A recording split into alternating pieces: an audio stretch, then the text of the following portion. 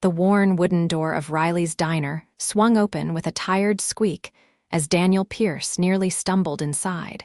Exhaustion etched across his face like weathered lines on an old map. The rain outside had soaked through his second-hand jacket, and his work boots left damp prints on the linoleum floor. His calloused hands, still bearing traces of motor oil from the garage where he'd worked overtime, fumbled with his wallet as he counted the few bills inside. "Just coffee, please," he said to the waitress, his voice quiet but determined. At the corner booth, a woman sat alone, staring into her untouched cup of tea, tears silently tracking down her cheeks. Her designer clothes seemed at odds with her broken demeanor, but Daniel barely noticed her status symbols. He only saw someone in pain. The waitress placed his steaming mug before him, and as he reached for the sugar, a sudden crash from the corner booth caught his attention. The woman had knocked over her cup, tea spilling across the table and onto important-looking documents. Daniel was on his feet before he could think, grabbing napkins from his table and hurrying over. "Here, let me help," he offered, quickly blotting the spreading liquid before it could do more damage. "Thank you," the woman whispered, her voice cracking slightly. "I'm such a mess today." Her red-rimmed eyes looked up at him, vulnerability replacing what must have normally been confidence. "Rough day?" Daniel asked, helping salvage her paperwork. She gave a humorless laugh. "Rough month. I'm Rachel Velasquez." "Daniel Pierce," he replied with a gentle smile. Sometimes talking to a stranger helps. No judgment, no history, just a friendly ear. Little did Daniel know that this simple act of kindness would change both their lives forever. Rachel hesitated, then gestured to the empty seat across from her. "I wouldn't want to burden you." "No burden," Daniel said, sliding into the booth. "Besides, my coffee's getting cold anyway." He glanced at his watch. He had an hour before he needed to pick up his daughter from after-school care. "I'm going through a divorce," Rachel admitted after a moment of silence. "My husband." "Ex-husband soon. He decided our 12 years together meant nothing when his yoga instructor showed interest." Daniel nodded sympathetically. "I've been there. Different circumstances, but same broken feeling." "You're divorced too?" she asked. "Widower," he corrected gently. "Car accident, 3 years ago. It's just me and my 8-year-old daughter Lily now." Rachel's eyes softened with genuine compassion. "I'm so sorry. That must be incredibly difficult." "We manage," Daniel said with a small shrug, unwilling to burden this already troubled woman with his financial struggles, the second job he'd taken on, or the leaking roof in their small rental home that he couldn't afford to fix. "What about you? Any kids?" Rachel shook her head. "We were always too busy building the company. Now I realize he was just too busy with other things." She brushed away a fresh tear. "Sorry, these divorce papers just make it all so final." Daniel noticed the thick stack of documents. "That looks complicated." "It is when there's a business involved," she said vaguely.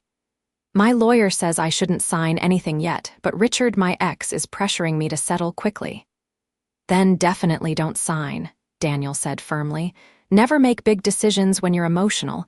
My dad taught me that." Rachel smiled for the first time. "Your dad sounds wise." "He was," Daniel agreed. "A mechanic like me, but he could fix just about anything. People too, sometimes." They talked for nearly 45 minutes, and Daniel was surprised at how easy it was to speak with Rachel. Despite her obvious education and poise, she listened intently to his stories about Lily and never once made him feel less than her equal. In turn, he offered what comfort he could about her divorce without prying too deeply into her business affairs. When his watch beeped, Daniel reluctantly stood. "I need to pick up my daughter, but listen, if you ever need someone to talk to." He hesitated, then pulled an old receipt from his pocket and scribbled his number on the back.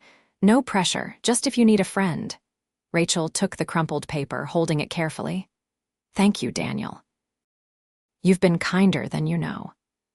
As he hurried out into the rain toward his rusty pickup truck, Daniel had no idea he'd just met the CEO of Velasquez Innovations, one of the fastest-growing tech companies in the state. He only knew he'd met someone who needed a friend as much as he did.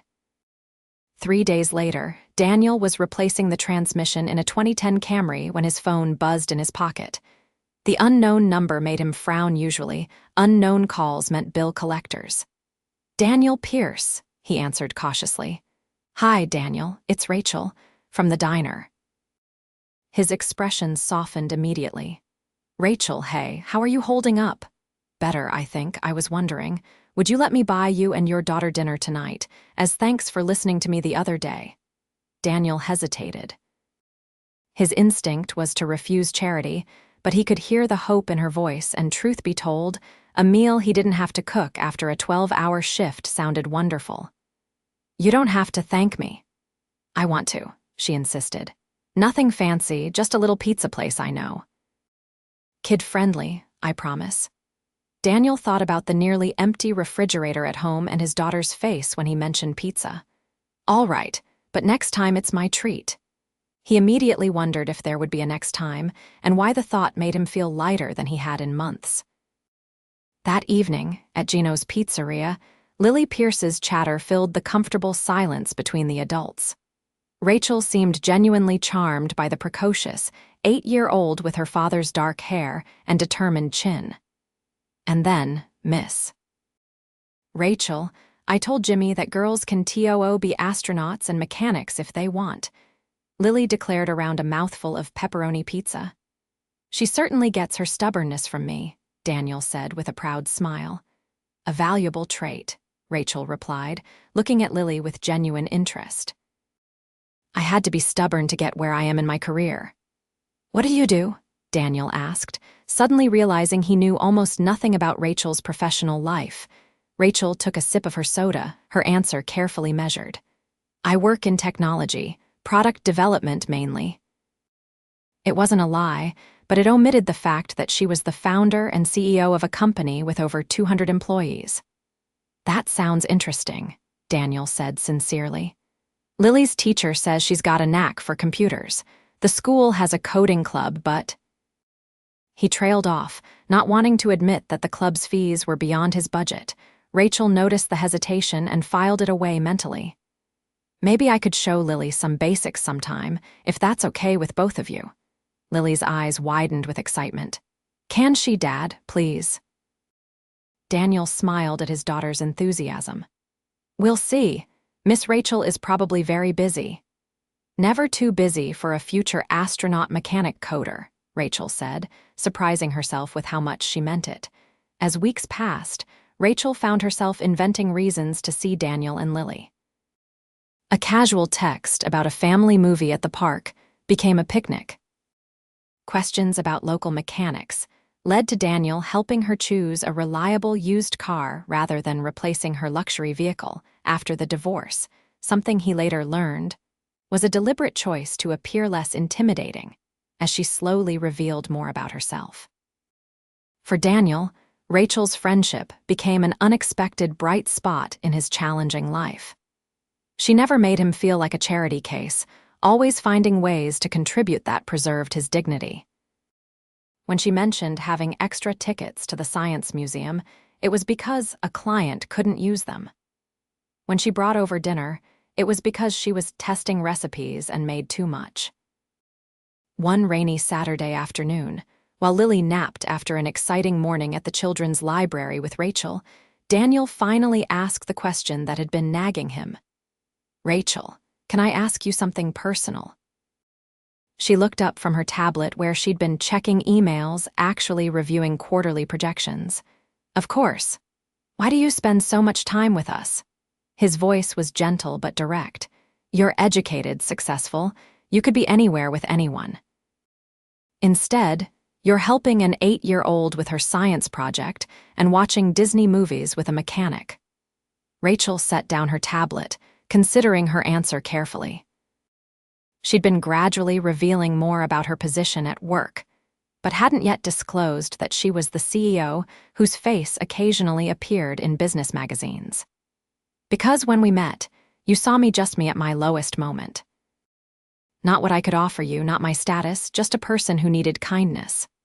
Her eyes met his with unexpected vulnerability. "Do you know how rare that is?" Daniel felt a warmth spread through his chest at her words. "I just did what anyone would do." "No," Rachel said with quiet certainty. "Not anyone, just you." She took a deep breath. "Daniel, there's something I should tell you about my work." The moment was interrupted by Lily padding into the room, rubbing sleep from her eyes. "Dad, can we have hot chocolate? It's raining hot chocolate weather." The conversation shifted, but something had changed between them, an unspoken acknowledgement that what they were building was more than friendship. Rachel's divorce finalized 3 months after she met Daniel. She celebrated not with champagne, but with a trip to the local ice cream parlor with Daniel and Lily. As Lily ran ahead to look at all 31 flavors, Daniel surprised Rachel by taking her hand. "I'm proud of you," he said simply. "You're free now." Rachel looked at their intertwined fingers, his calloused and strong, hers with a fresh manicure she'd gotten that morning. "Yes," she agreed, "free to start something new." Their first kiss happened a week later on Daniel's front porch, after he'd cooked her dinner, a simple meal of pasta that he'd stressed over all day. It was gentle, questioning, and over too quickly, but it left both of them smiling like teenagers. "I've wanted to do that for a long time," he admitted. "What took you so long?" she teased, leaning in for a second, less hesitant kiss. The following morning, Rachel sat in her spacious corner office at Velasquez Innovations, staring at the skyline view without really seeing it. Her assistant, Mark, knocked lightly on the door frame. "The investment team is waiting in the conference room, Miss Velasquez." "Thank you, Mark. I'll be right there." She gathered her notes, but her mind kept drifting to Daniel's smile, to the way his strong arms had held her close on the porch swing. "Miss Velasquez," Mark's voice pulled her back to reality. "Is everything all right?" Rachel smiled. "Everything is perfect, actually. But I need to tell someone important the whole truth about my job, and I'm not sure how he'll take it." Mark, who had been with her since the company's earliest days, raised an eyebrow. "The mechanic. You've been reading my calendar," Rachel observed without annoyance. "It's my job," Mark replied. "For what it's worth, if he's half as good as you seem to think he is, he'll understand why you were cautious." Rachel nodded, hoping he was right. That evening, she texted Daniel, "Need to talk to you about something important. Dinner tomorrow night. Just us." His reply came quickly. "Everything okay? Should I be worried?" Rachel smiled at his concern. "Nothing bad, I promise. Just something I should have told you sooner." Daniel arranged for his neighbor, Mrs. Gonzalez, to watch Lily, and Rachel picked him up the following evening. She drove them to a quiet, upscale restaurant by the lake, not ostentatious, but certainly nicer than anywhere they'd been together before.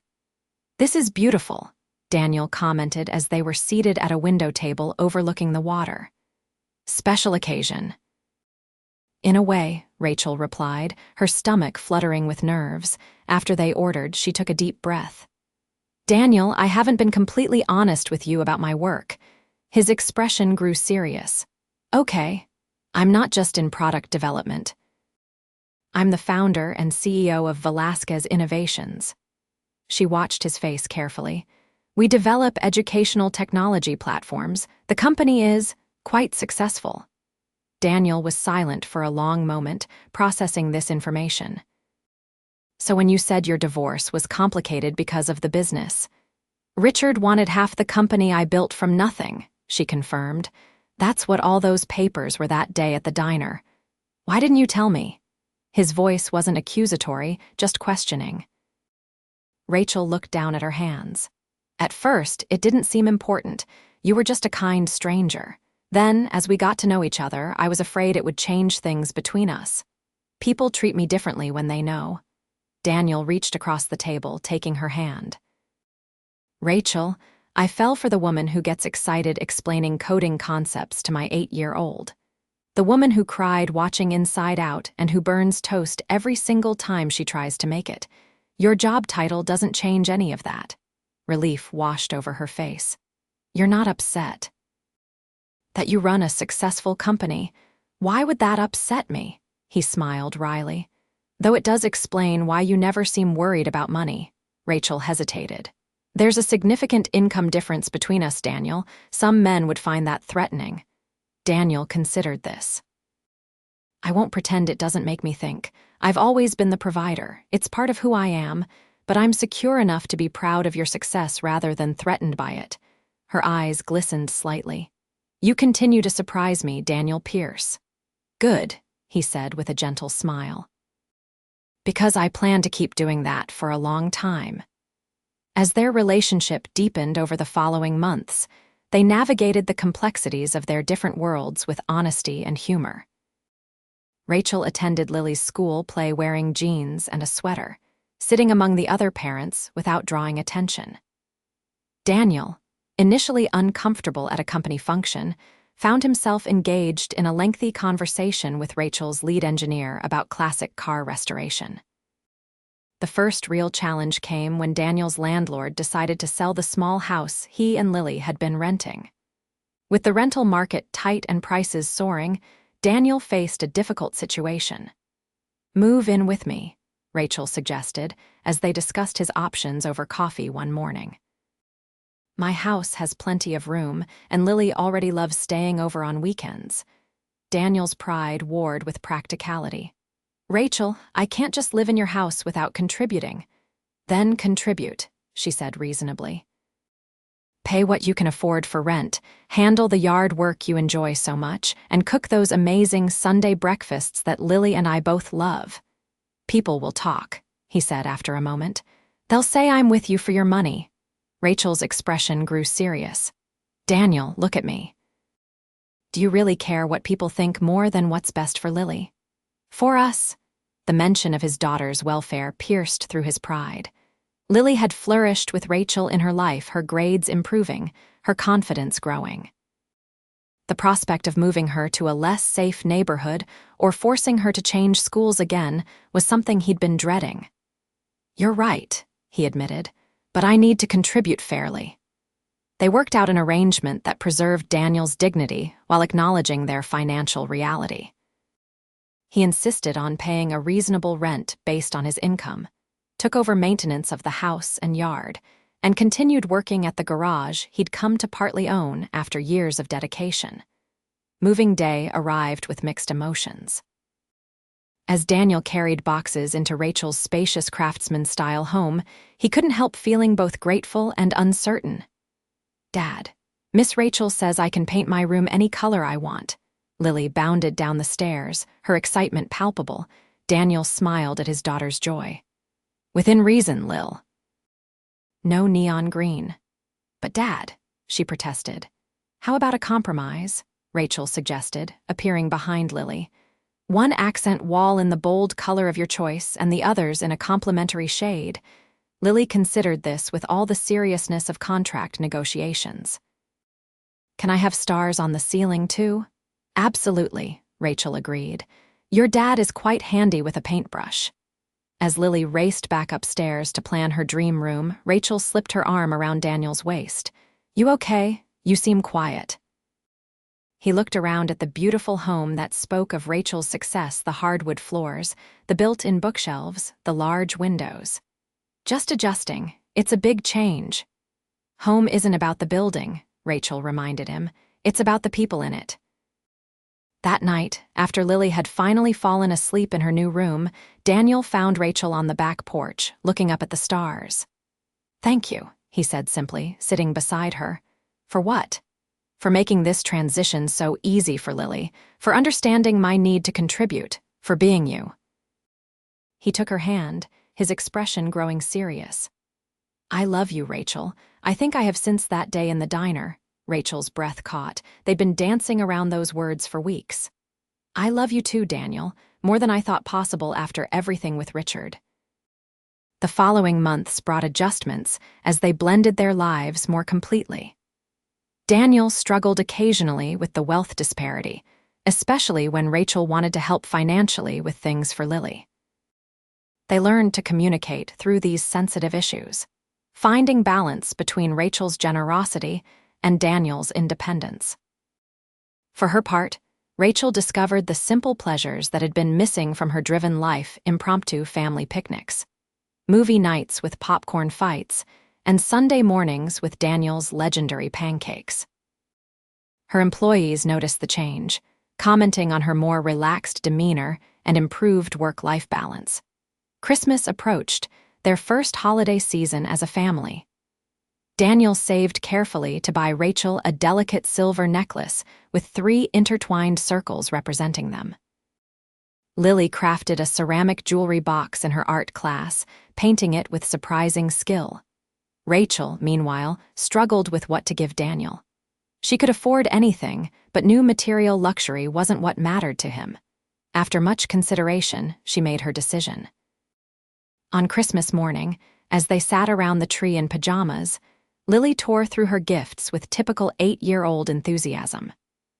Rachel had been generous but thoughtful, choosing educational toys and experiences rather than overwhelming her with stuff. When it was time for the adults to exchange gifts, Daniel presented Rachel with his carefully wrapped package. Her genuine delight at the necklace and Lily's handmade box brought tears to her eyes. "Your turn," she said, handing Daniel a small envelope. Inside was a single key and a document. Daniel looked confused until he read the paper, the deed to his late father's auto shop, which had been sold years ago when the owner retired. "How did you?" he began, his voice thick with emotion. "I tracked down the current owner. He was ready to sell." Rachel squeezed his hand. "It's not a gift, Daniel. It's an investment. I believe in you. The bank paperwork is already done for a business loan in your name with reasonable terms. You'll be the full owner, running it your way." Daniel stared at the key, overwhelmed. "Rachel, I don't know what to say." "Say you'll build the business you've always dreamed of," she replied softly. "The one your father would be proud of." Lily, sensing the emotional importance of the moment, wrapped her arms around both of them. "Does this mean Dad gets to be the boss like you, Miss Rachel?" Rachel laughed, wiping a tear. "Exactly like that, sweetheart." That evening, after Lily had gone to bed surrounded by her new treasures, Daniel and Rachel sat by the fireplace, talking about the future. "You know," Daniel said thoughtfully, "when Sophia died, I thought that was it for me. Just Lily and work and getting through each day." Rachel rested her head against his shoulder. "I felt the same after Richard. I threw myself into the company, convinced that business success could fill the emptiness." "And now?" Daniel asked, stroking her hair. "Now I know better," she said simply. "The company is still important, but it's not everything. You and Lily, this is what matters most." Daniel shifted, suddenly moving to one knee before her. Rachel's eyes widened as he pulled a small box from his pocket. "I was going to wait," he explained, "until I had the shop up and running, until I felt more equal. But today made me realize something. We're already equals where it counts." He opened the box, revealing a modest but beautiful ring with a small diamond. "I saved for months." "It's not fancy, it's perfect," Rachel interrupted, her voice trembling. "Absolutely perfect. Rachel Velasquez, CEO extraordinaire and the woman who brought joy back into our lives, will you marry me?" "Yes," she whispered, pulling him close. 1,000 times yes." They were married the following spring in a ceremony that reflected both their worlds, elegant but unpretentious, with Lily proudly serving as both flower girl and ring bearer. Rachel's corporate team mixed with Daniel's mechanic friends, finding surprising common ground in their shared happiness for the couple. By their first anniversary, Pierce and Daughter Auto Repair was thriving under Daniel's ownership. He'd implemented a training program for disadvantaged youth, teaching them marketable skills while providing reliable service to the community. Rachel had created a flexible work schedule that allowed her to be home for family dinners most nights, and her company had launched a highly successful educational software platform that Lily had helped test. On a warm summer evening, as they sat watching Lily ride her bike up and down their quiet street, Daniel took Rachel's hand. "You know what I was thinking?" he asked. Rachel leaned against his shoulder contentedly. "Maybe it's time to give Lily a sibling." Rachel turned to him, her face lighting up with joy. Really? You want another child? With you? Absolutely. He kissed her gently. Besides, Lily's been dropping hints for months. Yesterday she asked if we could order a baby brother for her birthday. Rachel laughed. Did you explain it doesn't quite work that way? I left that conversation for you, CEO Mom. He grinned. You're better at the technical explanations. As they discussed their expanding family plans, neither could have imagined that this moment of domestic tranquility had its origins in a chance meeting at a small diner on a rainy day. Daniel, the struggling single father who had offered kindness without expectation, and Rachel, the successful businesswoman vulnerable in the wake of betrayal, had found in each other exactly what they needed most. Their story wasn't one of perfect fairy tale romance, but of real love built on respect, understanding, and the daily choice to put each other first. In the years that followed, through the birth of their son David, through business challenges and triumphs, through Lily's growth into a confident young woman, they remained each other's greatest support and truest friends. And sometimes, when life got especially hectic, they would return to Riley's diner, sitting in that same corner booth, reminding themselves of where their journey began with a simple act of kindness and a coffee growing cold.